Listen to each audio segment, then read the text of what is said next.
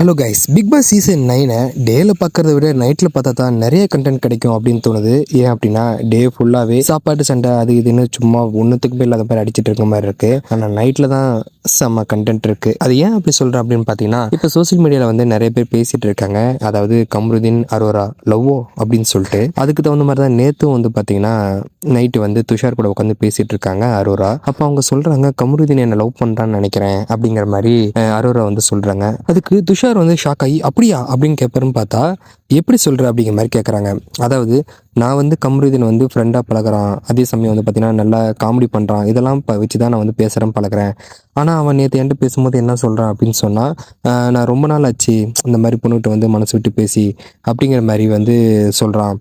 அது மட்டும் இல்லாமல் என்ன சொல்கிறது, நாமினேஷன் ஆகும்போது நீ போக மாட்ட, உனக்கு எனக்கு நடுவில் ஒரு லவ் கண்டென்ட் கண்டிப்பாக இருக்கும் அப்படிங்கிற மாதிரி சொல்கிறான். அதே சமயம் வந்து பார்த்தீங்கன்னா அவன் வந்து எனக்காக தான் பிக் பாஸ் ஹவுஸ்லேருந்து சூப்பர் டீலக்ஸ்க்கு வந்தேன் அப்படிங்கிற மாதிரியும் சொல்கிறான். ஸோ இதெல்லாம் வச்சு பார்க்கும்போது லவ்வாக இருக்குமோ அப்படிங்கிற மாதிரி தோணுது அப்படின்னு சொல்கிறாங்க. இதுக்கு துஷார் வந்து பார்த்தீங்கன்னா தெரில, அந்த மாதிரிலாம் எதுவும் இருக்கிறதுக்கு வாய்ப்பு இல்லை அப்படிங்கிற மாதிரி சொல்லிட்டு இருக்காங்க.